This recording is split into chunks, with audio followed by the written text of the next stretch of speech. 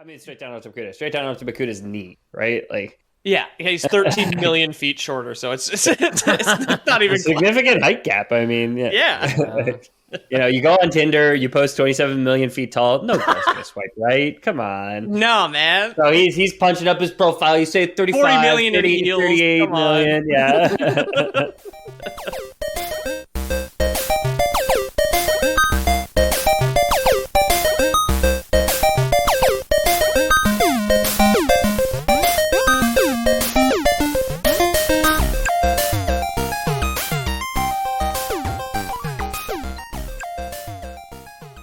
My name's Ethan. This is a podcast. I at the 11th hour just punched over my microphone like a fucking amateur. well, we're here. Hi. Everyone. I'll have you guys know that the L in LGBT is for lore boys, and the B is for both bribes and Bionicle. I am your prototype robot, Peter O'Donohue, and I am joined by. My name's Ethan. The G is for great show. And my name's James, and nothing else. Just the T is for trans lives matter. Yes, yeah, that one's unchanged. It is Lore Boys Great Show Bionicle Trans Lives Matter. That's it. It's getting a little into the weeds, but whatever. People understand it. Other than the fact that 2 years hence we are doing a Bionicle episode, another big announcement is that not at time of recording, but at time of release, we, thanks to you absolute lunatics out there, have cleared 500,000 downloads on the Lore Boys podcast. So give yourself a little pat on the back there. And as a thank you. For the next 2 weeks until May 18th, 2022, over on our merch store, if you use code LOREBOY50, it is 50% off everything on the store, no matter what you want.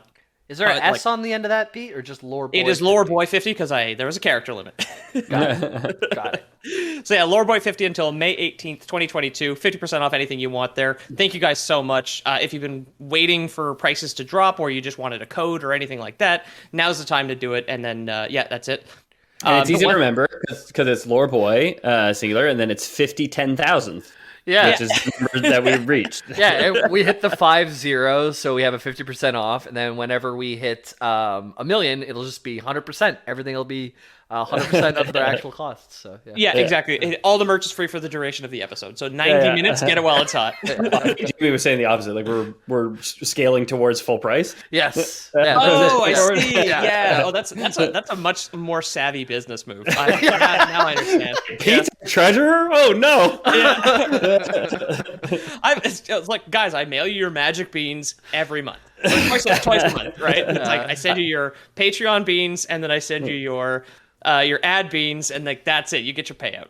Yeah, but I had to trade you my prize-winning cow.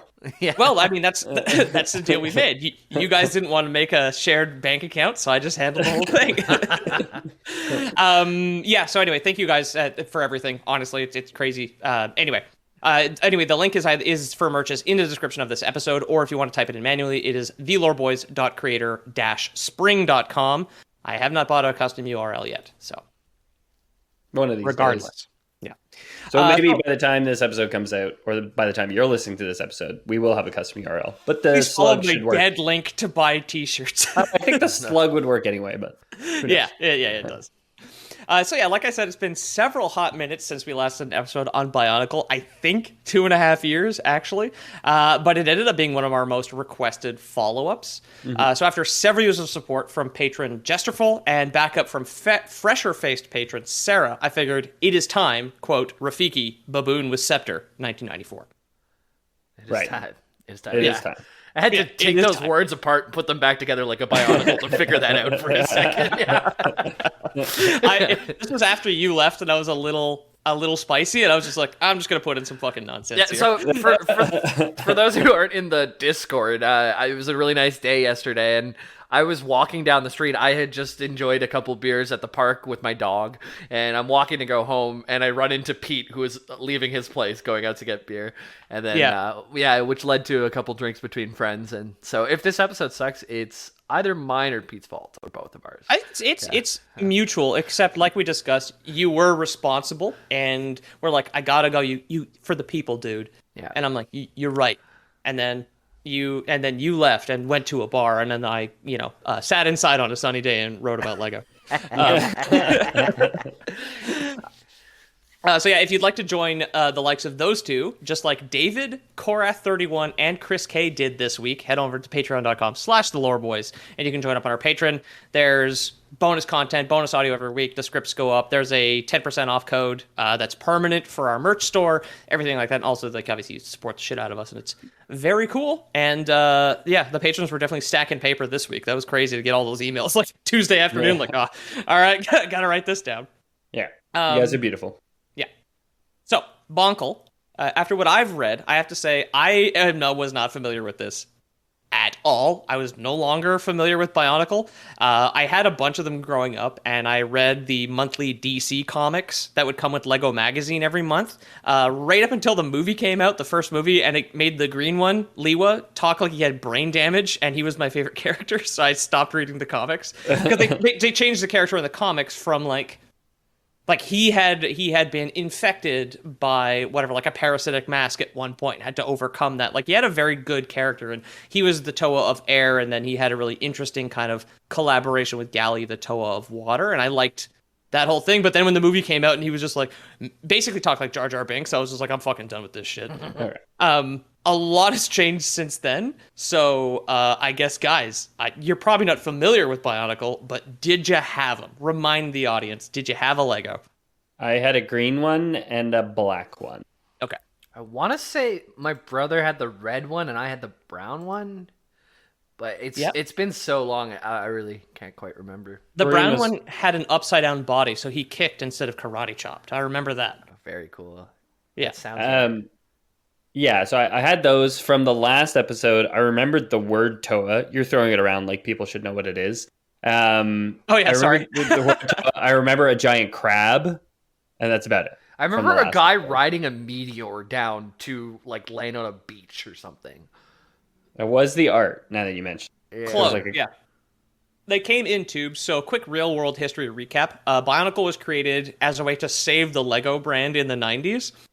And again, like, sorry if I said this years ago, I just forgot. I find it's fucking insane that, like, a ubiquitous brand like fucking Lego was having a bad decade. And they were just like, oh god, we need an idea. Especially the 90s, because it's like, that's like when we were growing up, and it felt like everybody, like, Lego was the fucking rage, man. Like, yeah. Although, to be fair, I just had, like, 2 massive boxes of Lego, so, like, maybe they just, like, sold at too low a cost at someone, because it's fucking expensive now. Oh, they certainly fixed that problem if they had. Yeah, it's crazy. So maybe like early 90s, late 80s, they were just like selling it too cheap, and people just like had so many bricks. It's like, yeah, you could just, like, as a kid, I wasn't that into the follow the instructions game. I was into I'm just going to put bricks together until I build the camel that I've always wanted to have. Yeah, of course, yeah. So, like, all I needed was just 2 bins of, like, miscellaneous Legos, right? Yeah. I was looking into it now, and to get into it now, I think, like, the best option is, like, there's $100 starter set that you can build, like, 8 different things with. So at least it feels like you're getting, like, $15 value for every build or whatever, because if you want to build anything, it's like $400 now. But that's 8 suggested servings, right? It's fucking Lego. Like, you can do anything you want with it. Oh, of course. Yeah. Right. Yeah. But I do really enjoy, like, having a huge set, sitting down. Like, I remember, like, Christmas mornings, just going page by page and putting it together and just following the instructions. I like that part too. Now, I'm 100% for that. I would never get Lego to just try and put something together. I am not, like, visual enough to be able to do it. Right. And my imagination's no longer there that I could pretend this, like, rough sphere of Lego is a camel. You know what I mean? So, like, I would definitely follow the instructions down. I would be really interested, but like you say, Jamie, like, it's prohibitively expensive. Yeah. It's like they saw Warhammer and they were just like, no, we can do better, and tripled the price, basically. I still have these feelings, or like these memories of, like, whenever you have, like, this one, like, big section that has to connect to another section, and you, like, read through it, and it doesn't really tell you anything too specifically. It's all pictures, and somehow you, like, put it on backwards or something. Like, you put it, like, indented out one on this side when it should have been on this side, and the whole thing doesn't fit together now. So you have to take that whole thing fucking apart and put it all the way back together, and it's frustrating, but it's fun, and I know the last time I saw Lego sets in store was like a month and a half ago. I was at Toys R Us with my buddy Kyle because he wanted to get like a Spawn figure for his younger brother's birthday.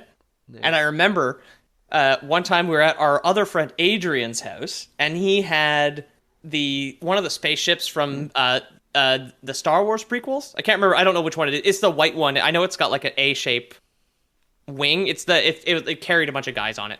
Anyway, yeah, none of us know what the fuck that is. Someone will know what I'm talking about. Yeah, we have like people with Star Wars names in the Discord that'll. Yeah, I know. Oh, yeah. Kyle had picked it up with one hand, and he saw one piece was loose, and he tried to fix it with the same hand, but of course, naturally, it just broke off. And I remember watching this spaceship that was probably made of like 800 pieces hit the kitchen table and atomize it. Every single piece came apart. Every single one. Yeah. I liked Kinects too. Kinects is good. I still have Kinects in my mom's basement. Actually, I saw it last week when I was there. Where Adrian had dipped that Y-wing bomber or whatever into the river Styx, that one piece that he'd been holding. Of course, yes. I was trying to fix, right? Yes, exactly. Very cool. So anyway, Christian Faber was a man working for Lego, and he came up with the idea of building a character instead of a vehicle when working with within the Lego Technic line. I had heard, definitely said, and I'm going to repeat, that he came up with the idea of Bionicle when he was sick, because he imagined a tiny warrior inside the pills that he was taking, which is why the Bionicles came in capsules. I remember the whole thing. He was just like teaching kids to think drugs are cool. Yeah, exactly. That was Lego's right. Game. Yeah. So, Christian Faber is also indirectly, due to this, responsible for the opioid crisis by teaching people that obviously you rearrange the letters of Christian Faber. It spells Ronald Reagan. So I thought you were going to do like big pharma, but with an F. Yeah. What's his TOA? The ability to lean back 45 degrees without falling over while still looking asleep. Like, yes. Yeah, his weaknesses, slight incline. Yeah. Technic, I guess, for the uninformed, was like a lot of Lego pieces that were like struts and pegs and whatnot. So you would build Technic, you would build vehicles and machines and whatnot, opposed to the regular blocks. And then he would put and then he had the idea to have them as characters, or basically like a build your own action figure, right? The action figure, like you put it together, and then like Pete kind of described the brown one, I guess, had that kicking motion, but a lot of them had like a chopping motion, and it was like a little gear on its back that you spun like in two directions. That would make it like chop, chop, chop. Yeah. If you're really cool, you get your dad to put the power drill right up next to it and.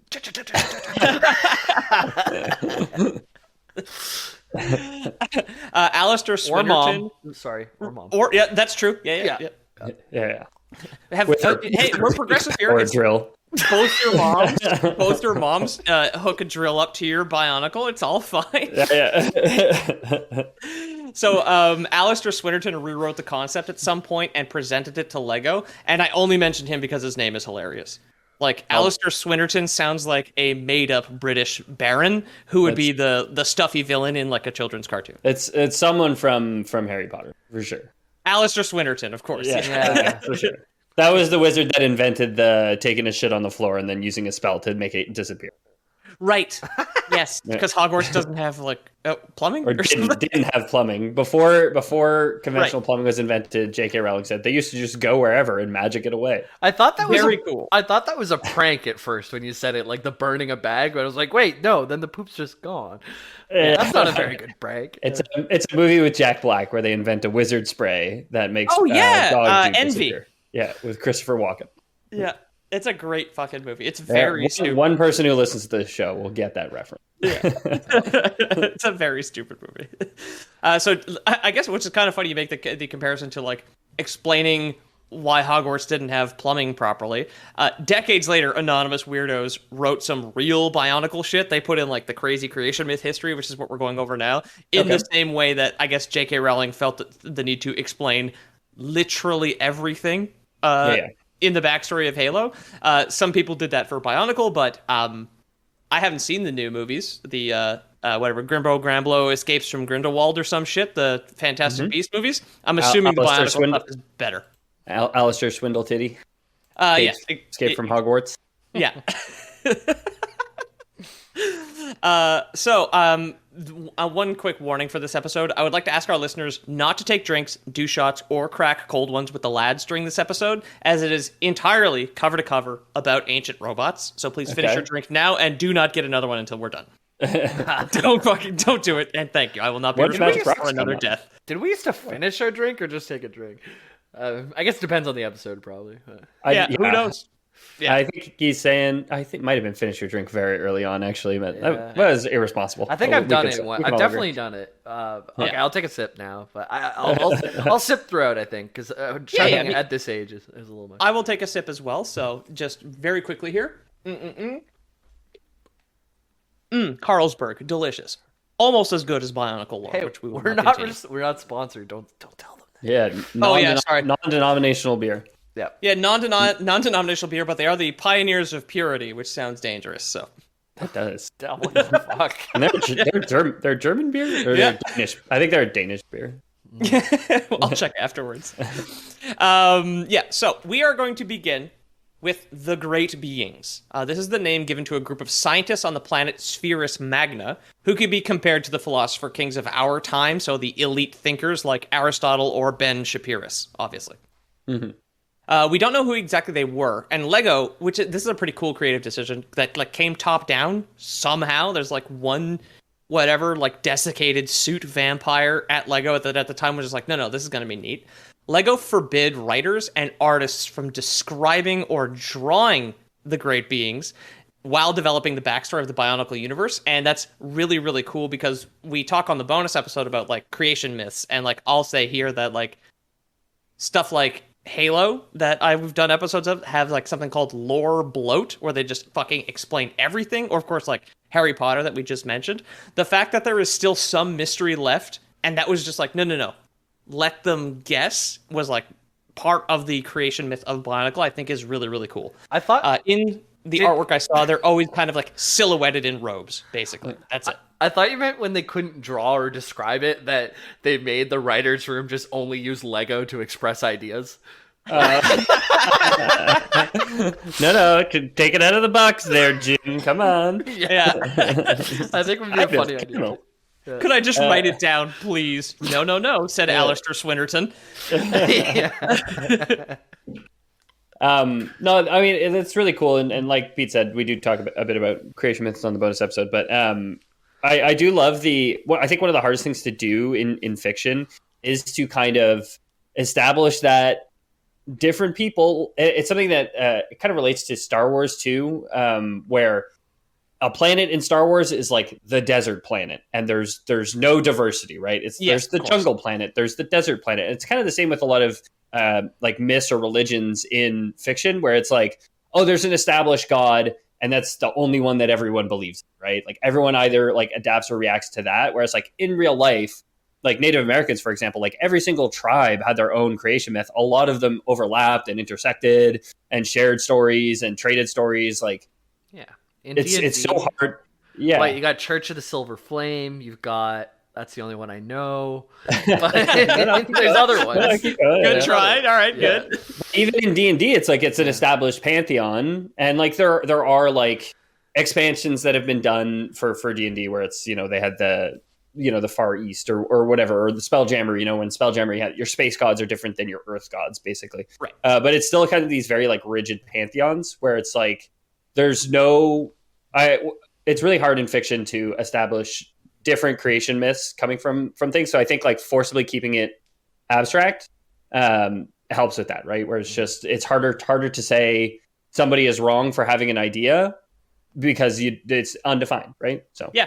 And I really, really like that. It was this, I guess they had enforced flexibility on the writers, and they were just leave it like that for everyone else. Leave the beginning of time as a blank slate for whoever wants to write about these robots. Basically. Yeah, exactly. Yeah. Which is really cool. This whole thing was really cool, which, like I said, I was not expecting, because it's been a long time. I can't remember why I didn't like researching Bionicle years ago, but doing it now was fucking great. It was a great idea, and I'm sorry it took me so long. They gave us all the pieces, and they let us put it together ourselves, right? Exactly. Yeah.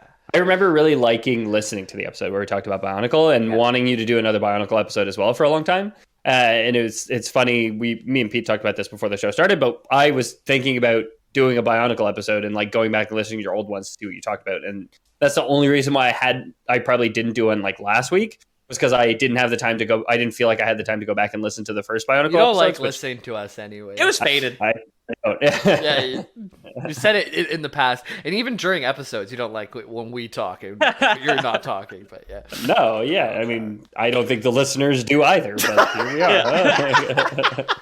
They just listened to get the sale codes, basically. At the top of the show, they're like, fuck these nerds. Yeah. So this might be Lore Boys canon. I guess it's like real world canon, where I'm kind of implanting thoughts in like the Danish executive that definitely told top down not to describe them.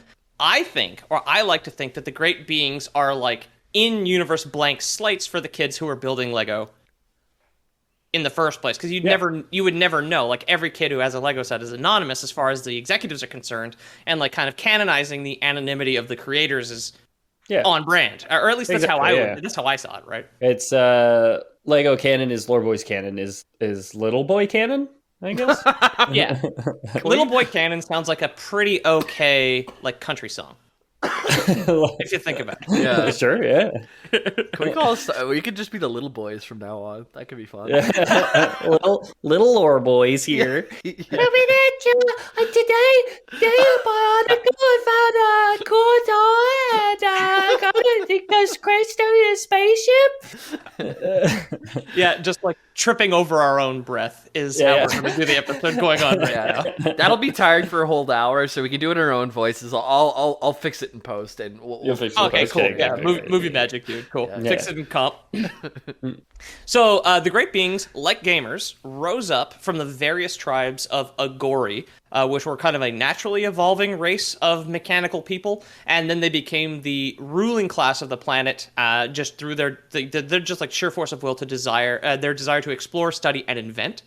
The Agori, they're hard to describe. If you guys look at the second spoiler photo in the Lore Boys chat, the first one is the planet, so you can see what Spherus Magna looks like. Okay. The It's Agori, like Earth, but half water. It looks a little like the yin yang, yeah, but water and earth.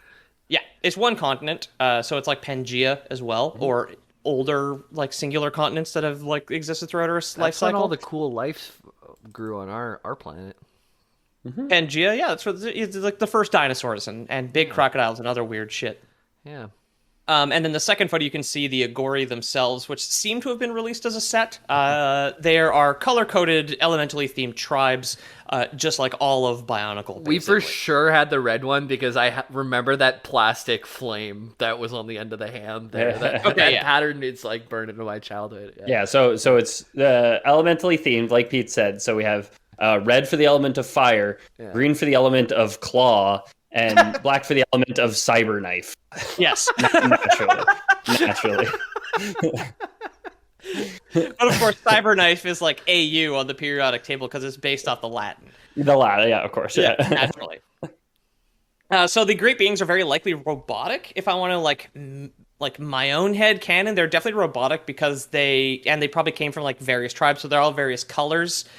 So there's like a Cyberknife great one and you know, a claw great one and all that, or a great being rather.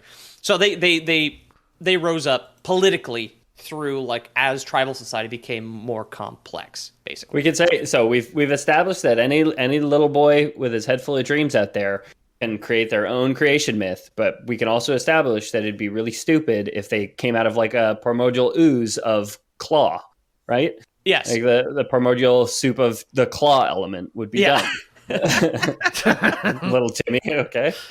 I was looking online because I'm like, how much would it be to get into the Bionicles? Some of them are still only like $10. You can buy some Bionicles for $10. There's others for like $120, but not so cost prohibitive. Lego's like you can get in easy on the Bionicles. There's not a lot of pieces, I guess, but it's less. If your enjoyment comes from the building, I feel like this is building light and then imagination heavy, in that you're playing with toys. This is the fun of the Bionicle. Yeah. That's definitely what I did. I created my own stories, which is like the first time I ever hated watching a movie that wasn't as good as the one I'd been imagining in my bedroom for 10 years was when I saw the first Bionicle movie. Yeah. That's not what his voice sounds like. Oh, yeah. It's like, they gave Leewa brain damage. No. Some kind of other spirit did exist within the planet itself called Annona. She named herself and is singular. A kindly grandmother. Yeah, it's the old Italian lady.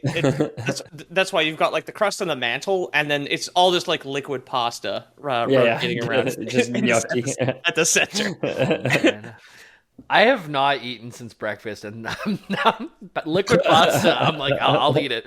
I'll eat that blender pasta. Thank you. I'll eat that blender pasta. Don't threaten me with a good time, baby. So, Annona at some point had tried to manipulate the great beings, but she gave up because she found their minds too alien. The great beings, however, would retain their connection to her and started to base their inventions off of her dreams that they were interpreting. So they were like interpreting the dreams, I guess, of the soul of the planet itself in some capacity. Because she induced stasis when she was like, well, I can't eat these people's dreams because they're too crazy. I'm going to hit it and then check in 10,000 years, basically. Cool. Yeah. See if they make more sense after a nap. Yeah. It's like, this is too complex right now. And I'm just a little drained, I've been drinking in the sun with Jamie all day, and frankly, I'm just going to sleep it off. Ethan had a pre-show nap, actually. Or did you? Did you make it down for... So I mean, I did, but it was much shorter than I want because it was like right as I was falling asleep, my brother called me, and then he was bringing by an air conditioner. Can't fault him for bringing me a free air conditioner. Yeah. And then he called me again to invite me to Mother's Day dinner this Sunday with my mom. So. He bookended my nap. He really he time gated me there. Brothers are good for that, yeah. Where was I here? Right. So the too weird was not the case for all of the Agori. It seems that she can get into the minds of some of the other tribes or some of the less ascended tribes of robots on the planet. Okay, at one point, hold on. So there's the Bionicles have formed from the elemental gods or whatever, and they interpreted dreams. Not super clear. Okay. The tribes seem to have existed on the planet already, evolving naturally on like a mechanical planet. There is some kind of spirit within it called Annona, and then the great beings are basically like an intellectual political class. They are the philosopher kings, but just like taken to an extreme. Oh, okay, but they're on the planet. Sorry, I for some reason had them as like space beings. Like that. No, I'm sorry. Planet, but we were talking about the singular planet that I mentioned earlier, which is called Spherus Magna. Is everything's there with the singular continent, the picture in chat there. Yeah. Perfect. And she seems to be like, whether she's an AI referred to as a spirit, which is a thing that we'll cover later, is who knows. She's there, and she is somehow getting like Bluetooth connections to other Agori's dreams. And the tribes developed because they all had clear masks at first. So if you're around rocks a lot, it got brown and rocks and dirt. Or if you're in fire, the clear mask became red. Yeah. Or if you're in blended gnocchi with marinara sauce, you're red. Yes. Yes. All those. You're like maybe a squid risotto, you come out as blue. And yes. Yes. Yeah. It's like very pasta heavy, which is interesting, but like it kind of suits the Lego Technic like pegs are like little straight macaronis, right? That that you would connect your pieces with. So it all makes a lot of sense. I'll have to make you guys my favorite dish sometime. It's called Flamin Hot Risotto, and it's very good. Yeah. Doesn't it involve Cheetos or Bionicle, Jamie? No comment. You can't give away an old family recipe on air like that. Yep. Come on. Can't do it. Jamie's grandmother's 102, just like rolling her own Bionicles with like a little crank thing. She's got Flamin' Hot Doritos growing off Flaming Hot Dorito plants all over the kitchen. Of course. She's picking the freshest ones for her sauce. She wears the same cool glasses as that Cheeto guy. Yeah. And I mean, she comes from a background in rich culinary delights. Scotland, of course, the Scottish are known for their. I just had a memory of playing Chester Cheeto game on Sega Genesis. and it was probably awful, but I remember having a really good time with it at the age of 5. Yeah, Chester Cheeto lore when? yeah, we That's should. what I wanted, It's right? coming. I think I legitimately saw that in chat, so you could like tax write off that one as a request if you. Okay, cool. I think so. Pepsi Man. Which is what we do. We write off your requests on our taxes. Where it's like when I tell Revenue Quebec, like what I've been doing, it's just like I need to this Patreon tier here talked about Lego, and the government will, of course, it's a business expense. I'm late on my taxes. Someone called the police, tried to get them done today, and I don't have all my info I need. So, dang. Someone Did called. you say someone? Okay, I thought I weren't sure if you said someone called the police or someone called the police. No, yeah, Did you ever see you not file and decide to call the cops on you? No, I'm saying other good citizens should call the police on me now. Yeah. I mean, if you're owed a refund, you're doing the government a favor, dude. Yeah, I'm Come giving on. them a loan. I'm not filing my taxes late. I'm giving the government a loan. Yes. Yeah, come on. That's You need a move right a there. recession right now, okay? Jesus. Right. So anyway, it wasn't the case for all of the Agori that they could resist Anona's like mind control. Basically, at one point she began feeding off the dreams of the Iron Tribe in an event called the Dreaming Plague, which is very crazy. Some excellent trivia I found on the wiki states that no Agori apart from Samad knows Anona by name, though Greg has suggested there may be legends of her. You gotta love the random fan insert name in the canon there, right? Like There's Another one says make a wish kid who was like, I want to be in Bionicle, and they're like, all right, Greg. Another says that Greg has stated that Anana was based off of Hungarian folklore, which is not grammatically correct, so I don't know what language the wiki was written in before I got the English version. But Before translated back, yeah, exactly. And obviously for mystery reasons, I did not try and find out who Greg is. I don't know if there's a Greg who was just a writer for one of the comics or something. Does not matter. This is our ticket here on the show now to speculate wildly for the rest of the episode. Yes, Greg says canon, and yeah. Anona has various other powers. She can change the climate. In her encounter with Samad, who I mentioned just before, she changed her surroundings from intensely cold to intensely hot after consuming all of the dreams of the Skakti, which are another mechanical race that were on Sphera Magna, and they were actually released as sets called the Paraka. They're kind of like a more barbaric, kind of like ogre or like reptilian robot set. I personally never had any of them, but I saw my buddy's younger brother had one. So this is kind of like after I had stopped buying my own Bionicle. Obviously, like the younger boys that I knew were still getting the newer ones, and I remember seeing they had like a rubbery like skin that like form fitted over the robot that you would build. It's kind of a neat idea, but like I don't know, it was odd. Pete's going to friends' houses playing with their little brothers and their rubbers.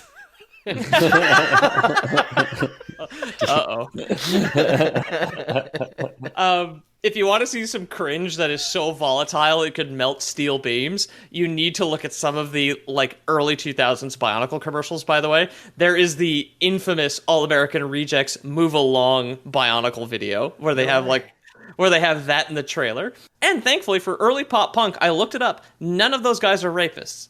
Hey, good for them. Good for them. Yeah, All American, they're still active too. Rise above. Yeah, not rise against.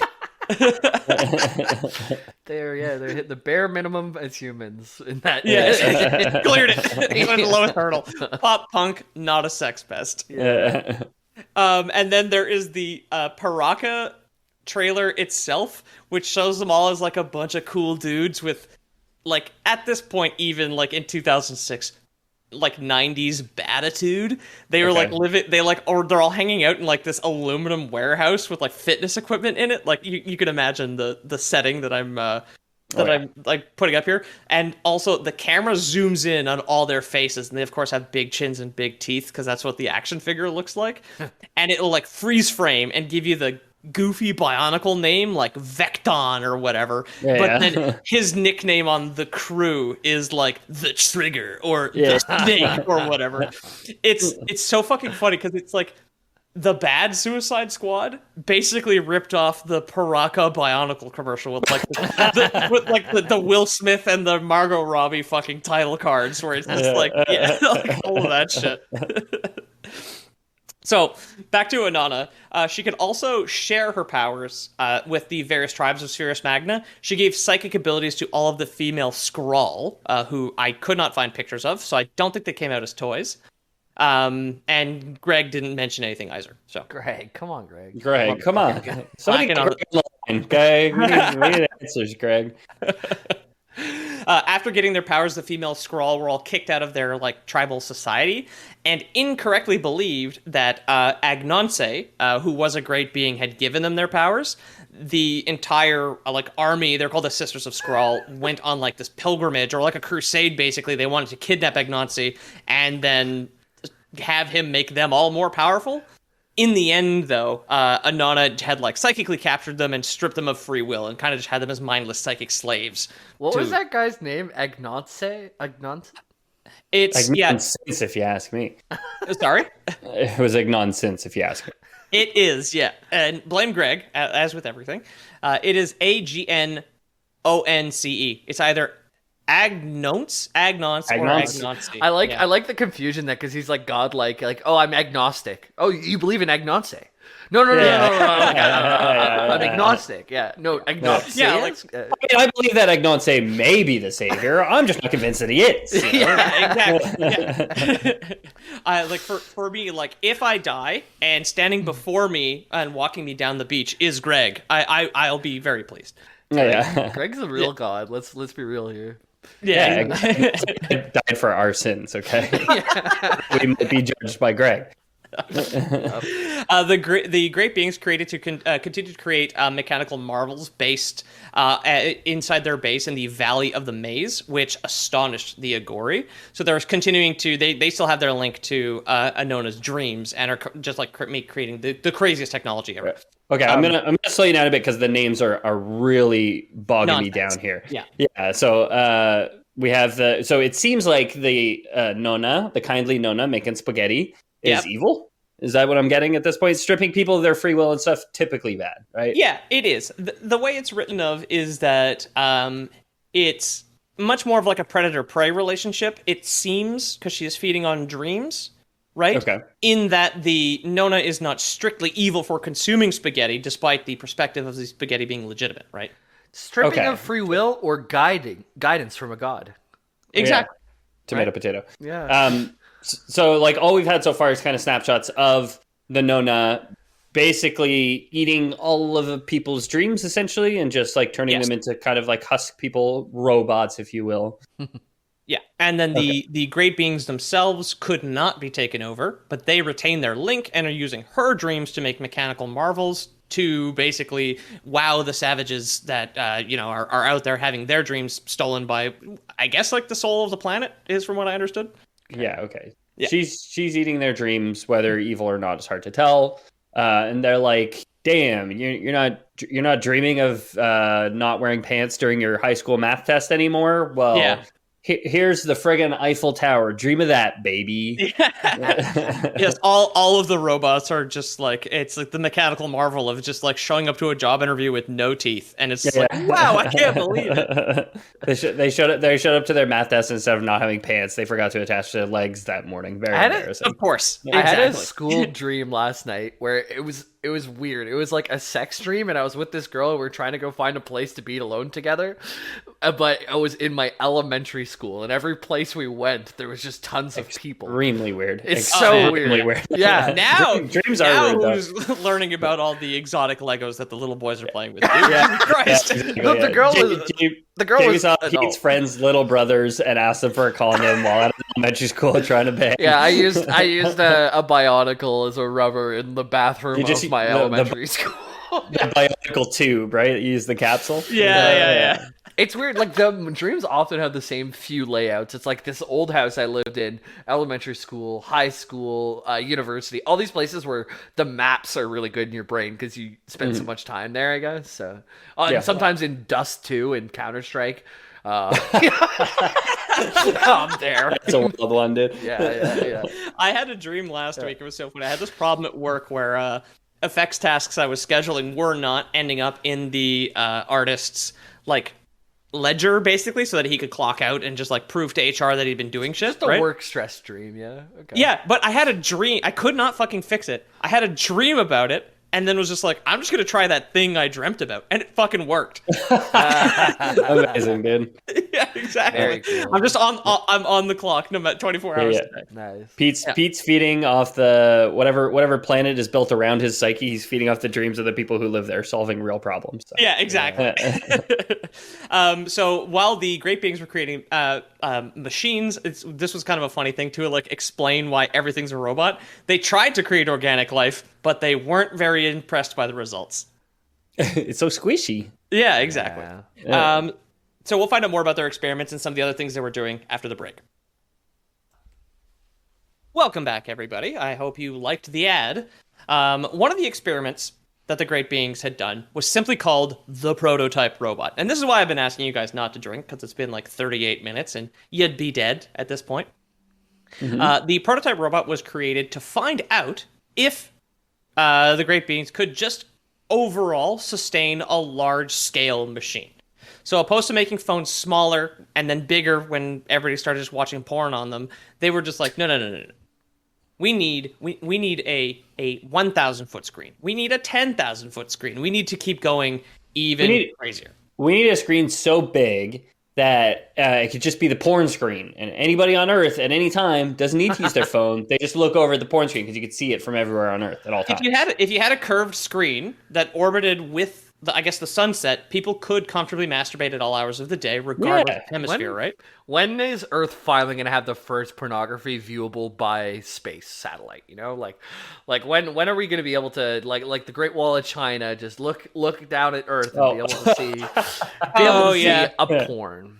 You know? Hey, the Incans started with the Nazca lines, right? But they didn't stand the test of time. So really, or it's like that picture of that porn star whose name I looked up and then fucking forgot, which is too bad because she's hot. It's that "oh fuck, you're gonna make me blank" meme. Sure. And it's just like it's just like you've got Carl Sagan like rotates around the Voyager spacecraft. It's just like, oh fuck, you're gonna make me ponder the beauty of this pale blue dot.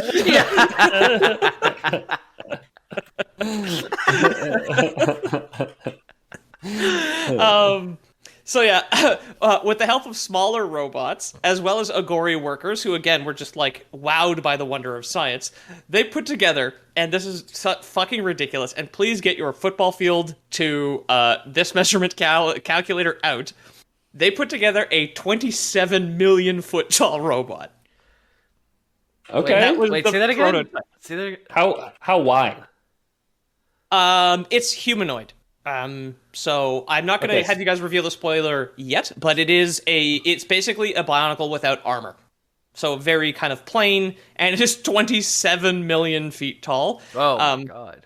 I remember reading that and just being like, Greg is definitely an 8-year-old, because that number is so big that it means nothing, but so specific it could only have been written by a child. How many? I mean, yeah, it's very reaching into space, depending on how big the planet is, right? Yeah.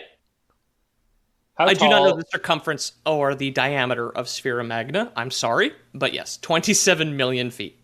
27 million feet. So if we do 120,000 miles to feet, it might be pretty close. That is how many zeros? Oh my god, 000. There's like 633 million feet in the atmosphere, the furthest atmosphere, so like the absolute stratosphere. So it's still Earth, not in space yet. But it's gonna be cold. The weather is definitely different.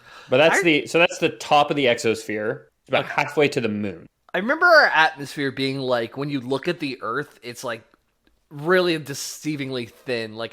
So one of my teachers in university brought out this like big old ball, and he's like, "How big do you think the atmosphere is on this?" And it's probably like, I don't know, like from like 2 feet. 2 feet tall, let's say the ball was, and the credit card was as thick as the atmosphere was all the way around. It's like really thin. Yeah. It's like if the Earth or if the sun was like a meter, like beach ball. Yeah. The Earth would be like a golf ball, and it would be a mile away. Oh wow. Yes. Yeah. Like it's Yeah, the scale of the universe is insane. The Mind-boggling. scale of this robot also insane. Pretty big. Pretty big. Yeah. Very big, 27 million feet. The robot, however, was unstable, and shortly after being powered up, it just exploded in an area called the Great Barren. I don't know if they were like atomic tests in the Nevada desert, like just in case testing it there, or the Great Barren is like a postscript at the end of the report or something like that. So No, that's the title of that guy with the really weird English name from earlier. He's the Great Baron. Oh, Alistair the Great Baron Alistair Swindleton. Swinnerton. Yeah.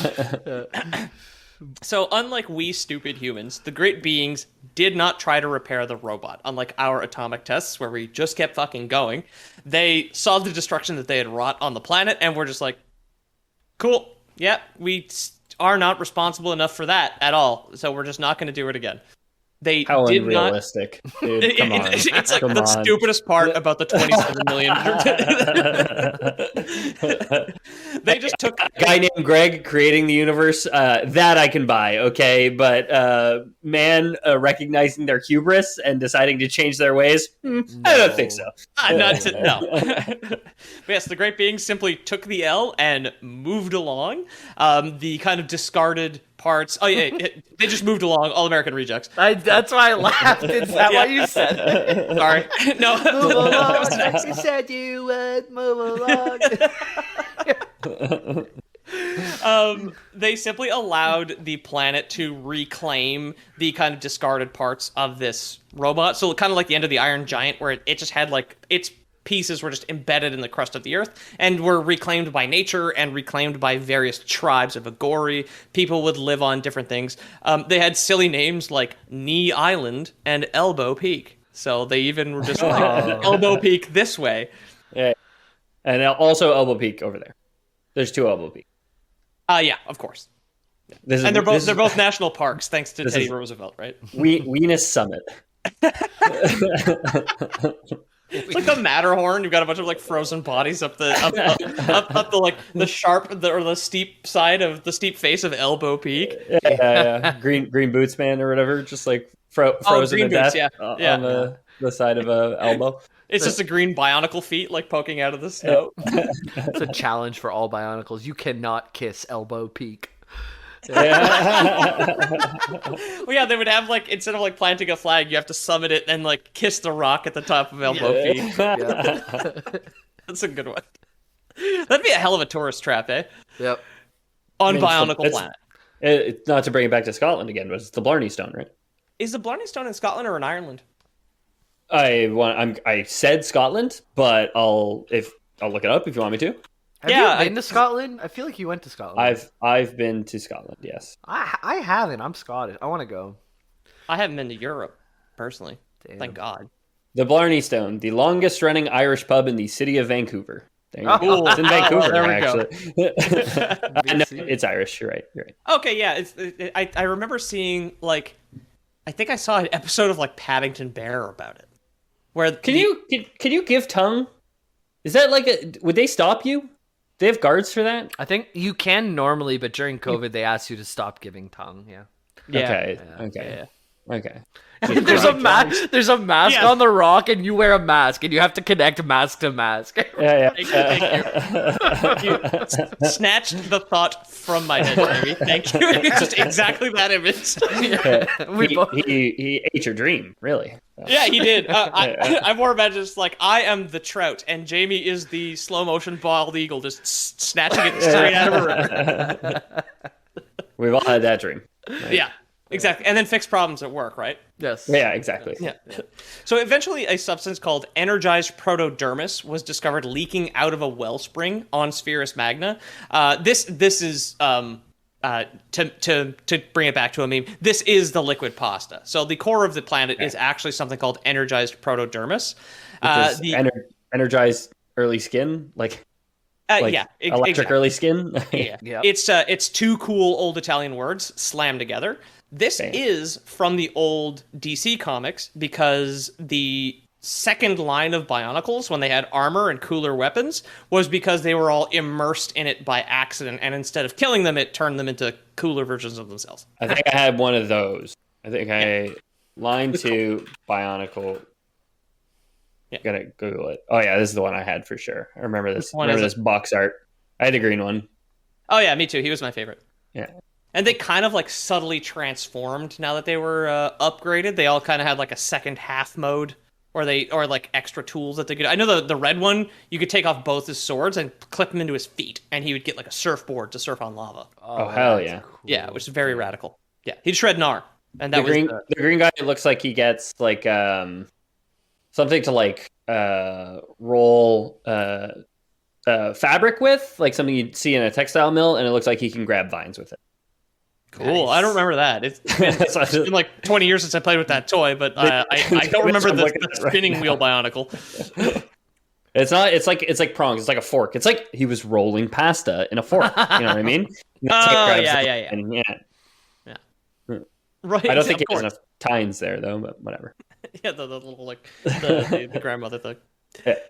Where was I here? Right. So Energized Protodermis is an old concept they retained. It does exist within the inside of the Earth, and again, like kind of the mistranslations that were left behind by Greg. It was described as. I'm just picturing like I don't know, the Dead Sea Scrolls or something, and like signed by Greg at the bottom. You know what I mean? But like the wiki page that I was on described it as a sapient fluid, which doesn't make sense because it just looks like mercury. If it's sentient, fine. It is like a sentient, like hive mind fluid that lives inside the planet. Cool, but like certainly not sapient, because that didn't make any sense. Because sapient would mean to have to be the shape of a person. No, isn't sapient? Yeah, sapient is just being wise, like having wisdom. Like sentience is having. No, sentience. So I'm looking at the definition. I'll read it for you. Yeah. I'm looking at synonyms. Actually, I found a picture of Greg too. I put it in the chat for whatever you guys want. But the definition of sapience is wisdom, sagacity. Oh, never mind. Sagacity. Yeah. okay. Quality of being sagacious. Color me Greg. Yeah. Oh, he is a real person. Greg. Yeah, he's got a whole. He has bionicle.fandom.com/wiki/Greg Farshty. His name's Greg Forshy. Can you believe that? He's in the Discord. Gregory T. Farshty, and he's employed as the editor-in-chief for the Community Education Direct Division of the Lego Company. The way you said Gregory T. Farshty sounded like a character out of South Park speaking. Gregory T. Farshty. This time he's a Bionicle. Yeah. Rob Schneider is the stapler. Yeah. Exactly. Yeah. He wrote 24 out of 28 Bionicle books, so yeah, he is the lore. He is the expert. He is the guy. Yeah, okay, so blaming Greg is not just a meme. We've been retroactively doing this correctly. Yep. Yeah. Yep. We were accurate by mistake. Yeah, like exactly. we usually are. Yeah. as often as we're not. But yeah, I want to correct. We're not usually accurate, but usually when we're accurate, it's by mistake. Is what I was trying to say. When we're mistake 24, we're 24 out of 28 accurate. When it's mistake. Yeah. That's how he's written a book. Yeah. We run the show. We just do like a full Greg on this one. It's like 24 out of 28, not bad. Yeah. Not bad. And we won't reduce that fraction for you. Stop asking. Yeah. So the Great Beings began to experiment with the Protodermis and use it as a stabilizing agent for an even larger robot. Okay.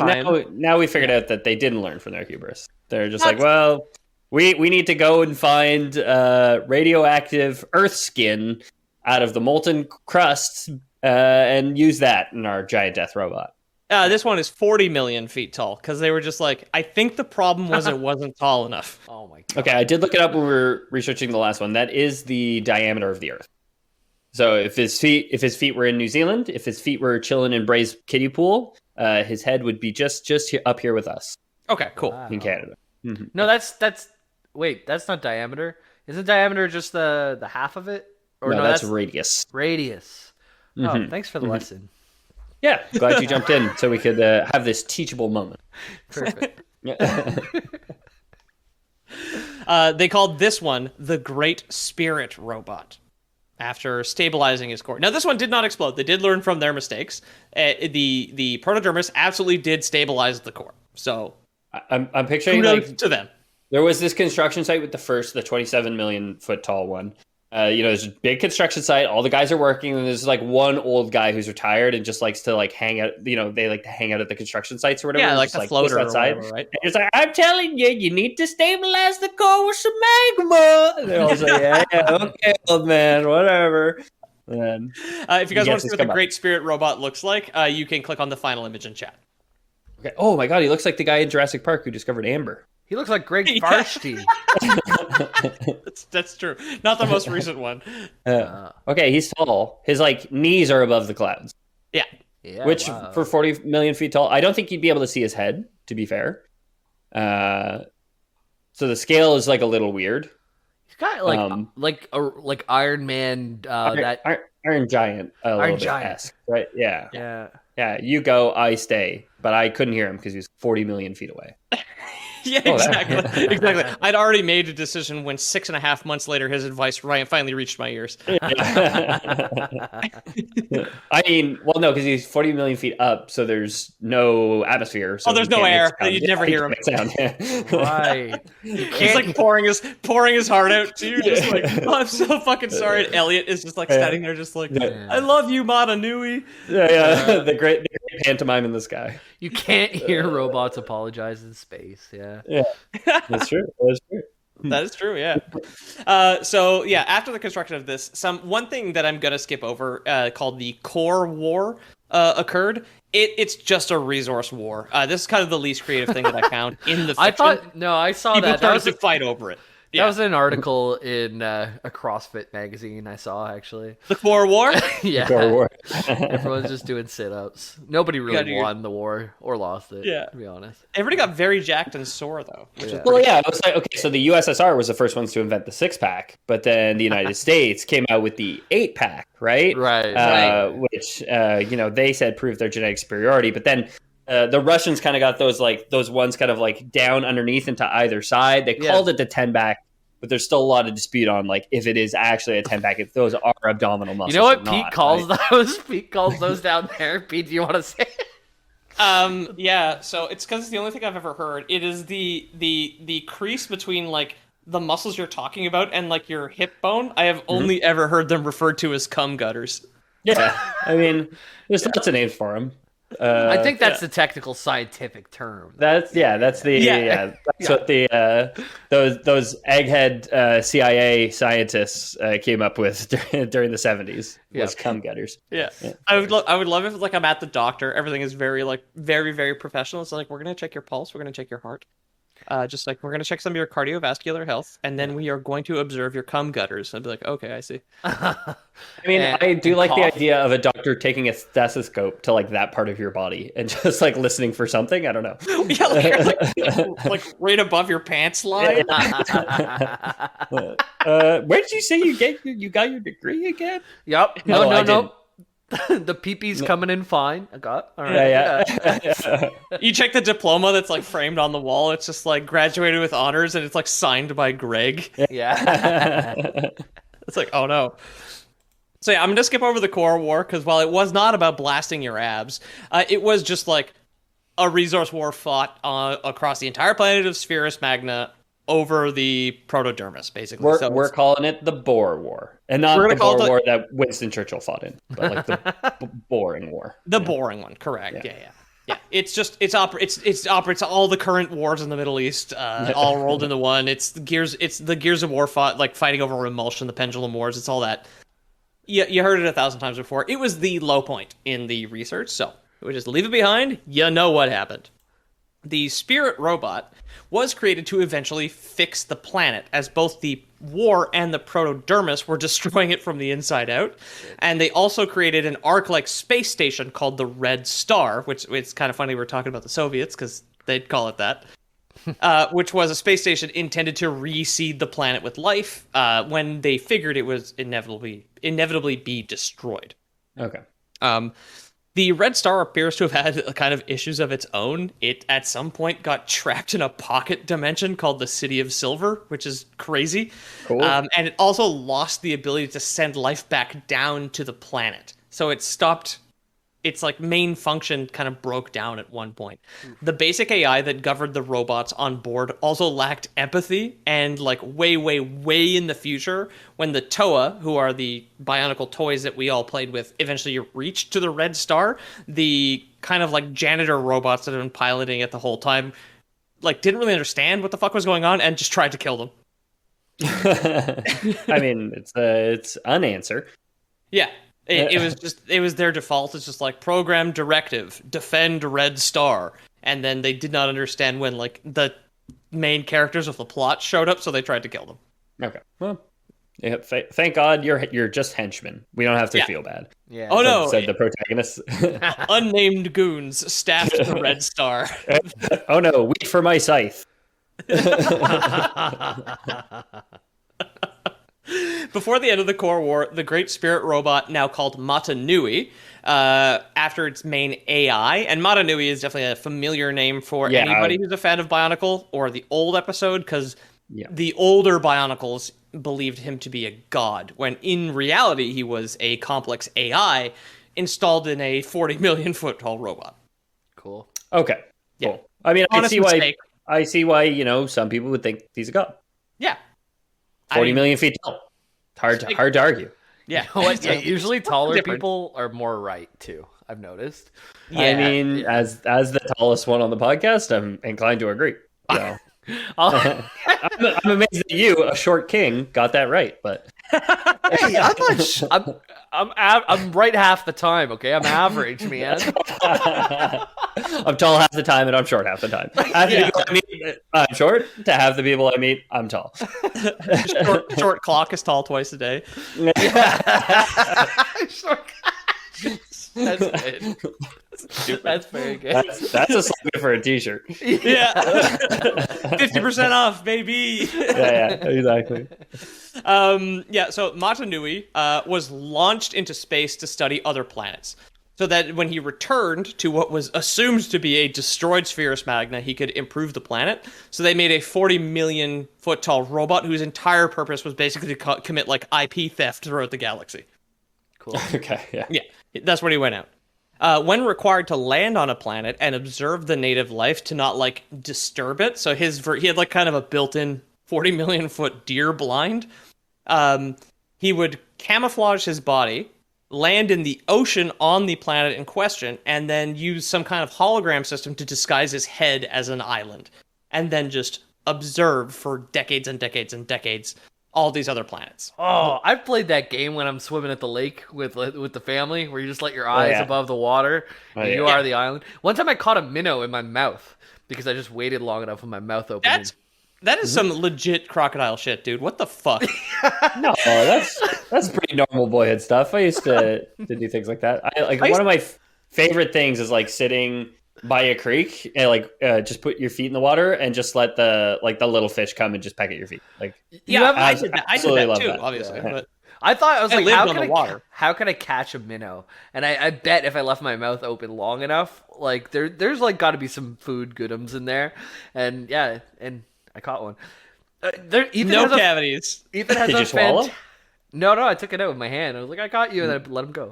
Yeah. Wait, what? You closed your mouth and got him? Yeah. Full on caught the minnow, dude. Yeah. Catching a minnow if he didn't close his mouth. Like, That's fair. In the mouth. Yeah.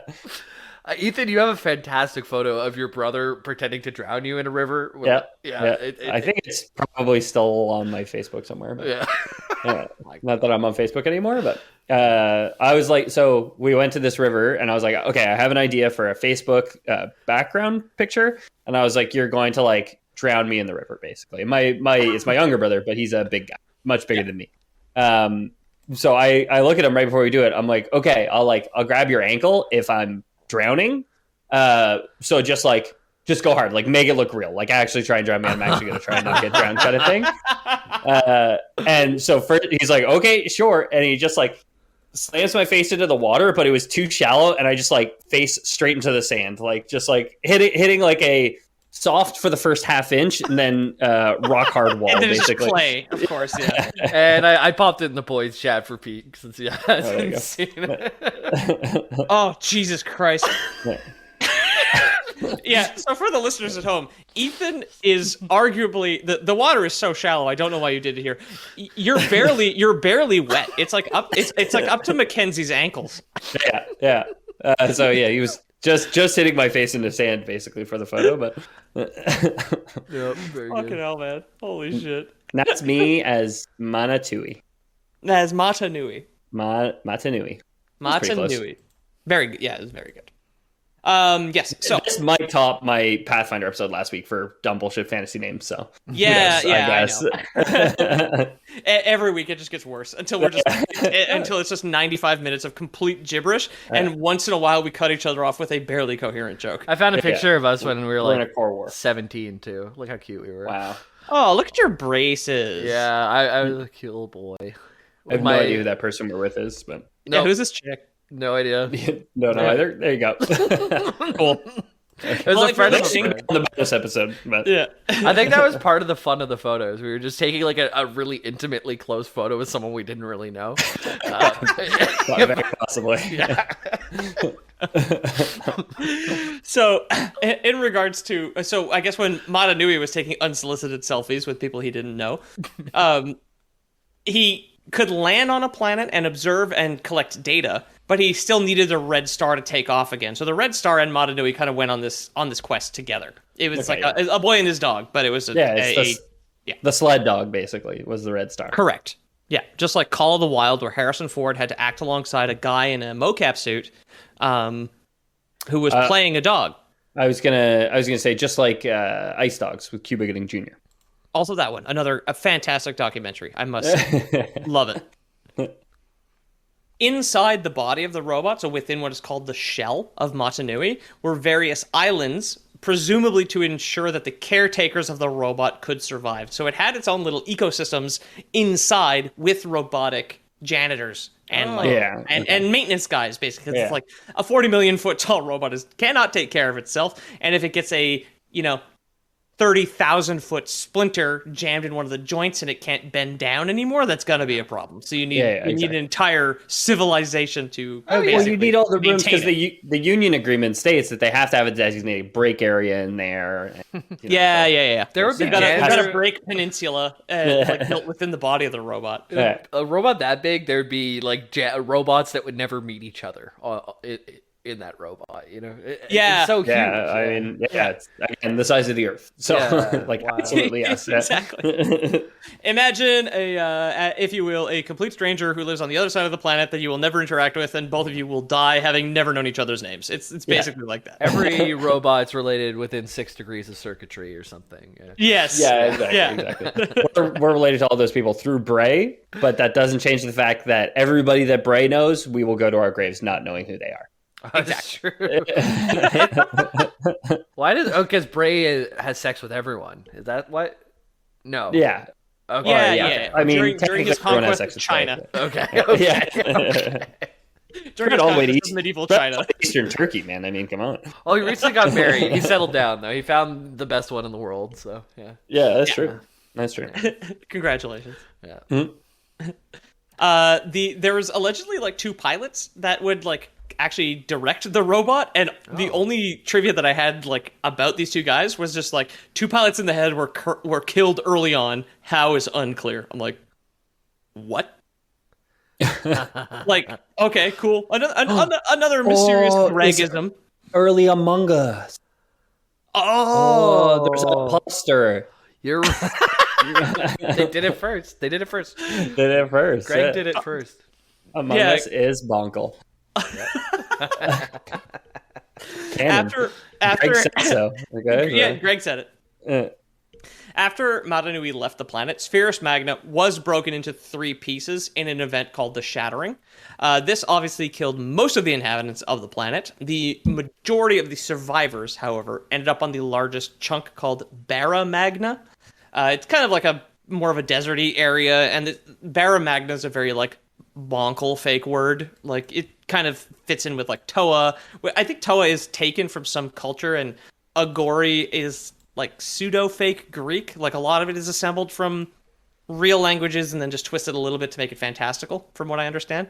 I mean, yeah, Magnus definitely means something, but it's also the name of the planet in some ways, right? What's a Magna Carta? That's something. Magna means that's like great. great map. Yeah. Yeah, so it's means great. And what was it? It was Bara. Bara. Yeah. Bara meaning a Okay. Wiktionary. Noun, bara, uncountable. Internet slang, so a genre of homoerotic media, usually manga and often pornographic, made by gay men for gay men in Japan. Oh. Hell yeah, dude. Let's go. This is the great gay manga that we're hanging out Oh man. The B is for Bionicle. Holy shit. Okay. Awesome. I guess the other less fun, less gay chunks of the planet, Aqua Magna, which is the water one. And I don't really know. I know this is like a Swedish spa here in Montreal. Bota Magna, Bota, which was the jungle and ice one. It was a very interesting chunk of the planet. So Bota is a leather bag made for wine. Cool. Spanish in origin. There you go. So that's the wine country, I guess. I would love to. All things considered, I think they all sound kind of fun, but like I'd start with wine country and see how brave I felt after. I don't know. I'm pretty experimental right now. I had just the right amount of wine. Yeah. So Magna. I've been on the chunk orbiting the fun part of the planet. Like, oh yeah, we'll go check it out. Yeah. Where are you from? Oh, I'm from the Great Gay Manga. You know. Yeah. Okay. Where are you from? I'm from the Great Water. Okay. Yeah. Where are you from? I'm from the Great Big Wine. Drunk as fuck Bionicles. Yeah. The Aqua Magna was the part of the planet that was housing the entire ocean, because of course the Spherus was a single continent and the rest of it was water. Yep. All of the ocean was launched into space during the shattering. Nothing is known to live there, so I don't know if it's just too deep or all the fish ended up somewhere else or died out. And Bota Magna, like I said, was just jungle and polar ice caps, which is like a very interesting. Like, if you ever look at the island of Matanui, you can see, like, the environments have, like, very crazy kind of strict borders. Mm-hmm. This one was, like, jungle with, like, ice, top and bottom, which is pretty cool. Ice, jungle. Doon, doon, doon, digga, doon, doon. Oh, no, wait, we can't do it. We can't do any more lines. We're going to get sued. Oh, yeah. Whoops. Sorry. After about 98,000 years, Matanui had gathered enough information and began to head back and repair Sphera Magna. Some of the caretakers, of course, there was like cultures living inside of him now for 98,000 years. So like, obviously the politics inside the giant robot will have changed. They're going to evolve for sure. Some of the caretakers on board had created a cult around like a failsafe AI called the Makuta. And then they kind of turned this thing into the virus. Now, Makuta, in our previous episode, we know as kind of the main villain of Bionicle. Uh-oh. His origin is being a failsafe AI that was reprogrammed and uploaded into Matanui as a virus to take him over. Now, of course, data transfer within ancient robots that are 40 million feet tall is incredibly slow. So the upload took 300 years. Okay. That's actually, given the scale, that's all right, I feel like. I'm fairly certain that like our internet travels at the speed of light, and I could probably like send Bray a file in like 4 minutes. How do you reprogram the Earth though? Imagine reprogramming the Earth. That's pretty big. Oh, there's so much pasta. That's true. I never like the pasta equation. Yeah. We have fiber optic cables. Their internet travels at the speed of marinara because they have pasta spaghetti for cables, right? How fast does sound even move through marinara versus air? You know, like marinara is not faster in marinara than it is through air. I'll tell you that. faster in marinara. That's true. Okay. Faster through denser mediums. Okay. That's counterintuitive, but yeah, now that you say it, that sounds right. Yeah. Mm-hmm. And you're taller than me, so I'll agree. Exactly. I mean, the listeners know that. Clearly, the tallest of us is right. We're going to defer to height. Thank you. Yeah. So with no more governing intelligence on board, the Makuta took over the entire body, and he imprisoned the Matanui within Ignika, which was the mask of life. So A lot of the mythology later on in Bionicle is based very much around masks of power. One of the first ones was the Mask of Life that was created within the body of the Matanui robot and then ejected out of its chest into space, basically because, like, the Makuta, whatever, like, the only man who could defeat me, the only program who could undo my evil is this one, so I'm going to launch him into space and fuck him. 1,000 years of darkness, 1,000 years of slavery. Exactly. Yeah. Surely this isn't the first step in a grand prophecy that will be my undoing. Naturally. Yeah. This mask would eventually be returned and worked on by Motoro, who is one of the Toa warriors. He is one of the Toas of Ice, so one of the Ice warriors. What does a gay cow in a fedora say to another hot, or what does a gay bull in a fedora say to another hot bull? Matora.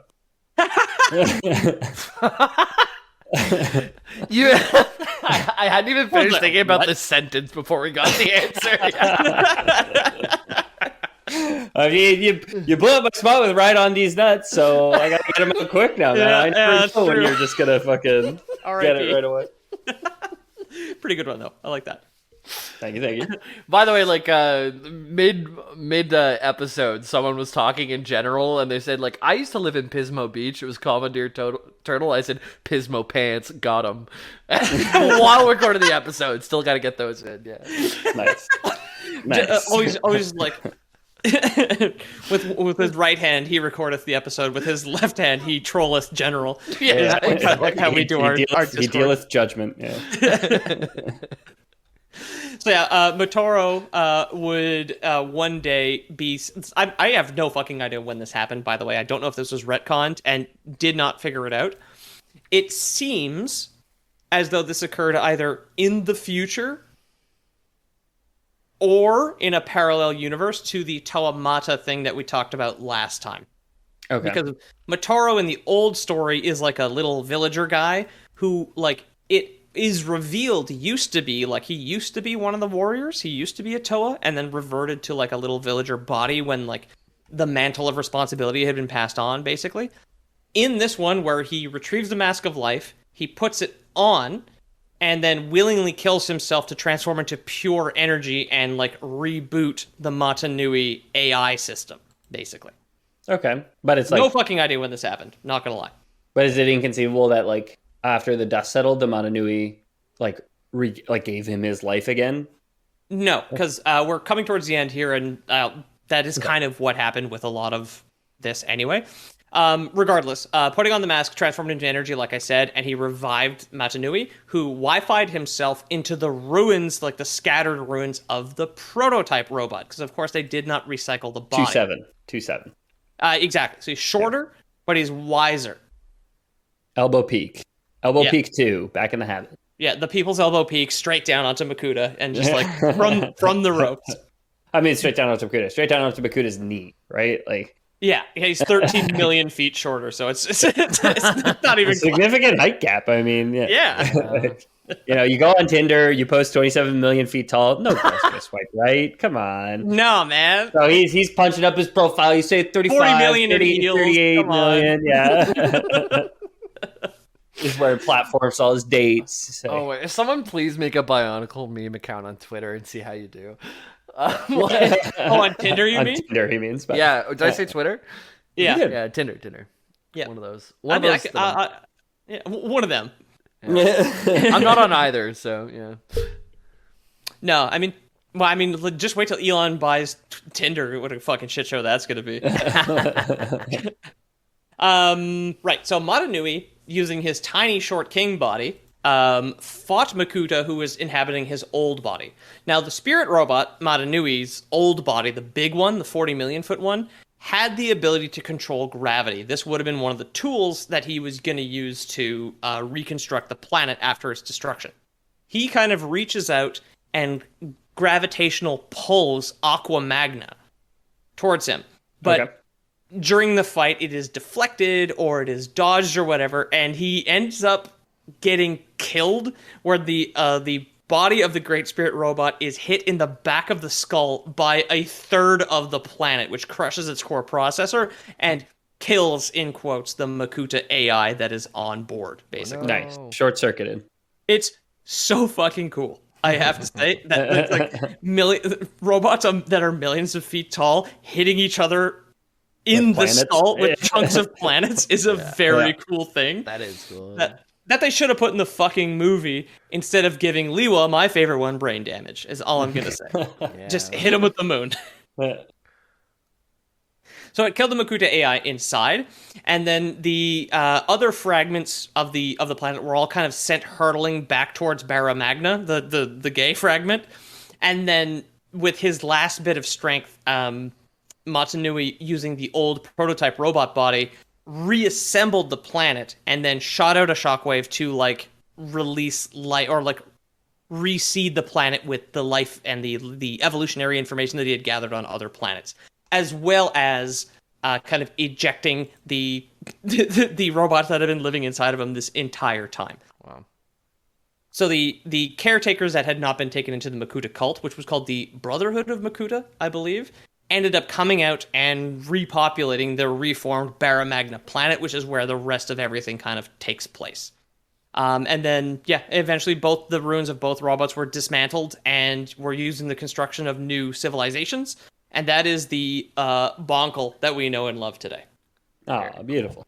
Very cool. Now they all live in peace and harmony, surfing on lava. Yeah, it's easier now to get from the wine gardens to the gay bars too. Yeah. Now that you don't have to go That's through good. space. Yeah, That's a truly evolved society. yeah. I believe so. Yeah. So yeah, I have been your host, Peter O'Donohue. You can find me at Lore Boys Podcast on Instagram, or you can find my comic work at Squared Idea. Come check us out in July 2022. First week of July, I think it's the 7th to the 10th or something like that. We will be at Comic-Con, getting as much work as I can done on the old Black Frontier, which you can buy merch for over on our store, like I said at the top of the show. 50% off for the next 2 weeks. I'm just chilling work and t-shirts, man. What about you boys? You can support the show by leaving us a review, telling your friends about us, getting in touch with, the President of the United States somehow and getting him to, tweet out about us, or really any world leader, or, even a celebrity or something would be pretty cool. If you get them tweet about Lore Boys, that'd be great. So we're counting on you guys this week. I mean, don't let us down, I guess. Jamie, did you have anything you wanted to add to that recommendation? Hop in that Discord. Links in the description. This is where we're hanging out. There's I think they had a community night last night where they were playing a bunch of Deep Rock Galactic. Pete was hopping in and out of chat before I distracted him. Get in the Discord. That's where all the community stuff kind of happens. Even if you're not... Yeah, even if you just want to observe kind of thing, you can get little tidbits about episodes before and after that the average lore person might not get. So you don't have to be so chatty if you don't want to be, but if you want to be, that's the place to be. That's it. If you guys want to support the show, we do have a Patreon, patreon.com/theloreboys. Thanks so much to everybody who's supported the show over the years. Really, really, really means the world to us. I promise you, we're not, the money that we get goes back into the show. We're not doing anything frivolous with that money, like leaving our mics on overnight and just wasting all that electricity. It's a huge cost thing. So we never do anything like that. Don't worry about it. And of course, if you guys don't trust Patreon, we do have Lore Boys Prime. Now this week, we actually have a bit of a call to action for Lore Boys Prime. We are kind of mired in a legal dispute between the Lore Boys right now. So there is a defamation suit going on between Jamie, Peter, and myself. It's a three-way, which the courts don't normally allow. So we decided to do the judicial process in-house. Of course. But yeah, I mean, I've claimed in the past that I was not being respected enough as the funniest, cutest lore boy, and that other unnamed parties were claiming to be either cuter and or funnier. So I'm leveling a lawsuit against the both of them. I pooped in my own bed, and I'm blaming Peter and Ethan. So that's where I'm from. Objection, Your Honor. Short say. You wanted to say that. Oh man, I played right into it.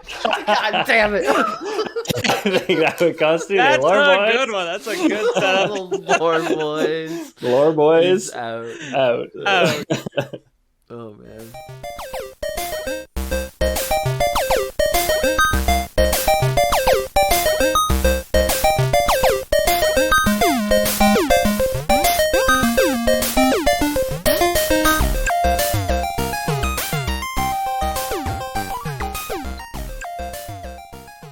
causing constant rain. I love that. That's not creation. You don't need that, giant great worms, carved out the earth and then So bestowed cool. intelligence on lesser bugs, which turned out to be this like terrible curse once the Radiant King overthrew them. And you That's don't need cool. that stuff. No, that's cool. That's cool too. I couldn't think of even what the Hollow Knight creation myth was until you reminded me, actually.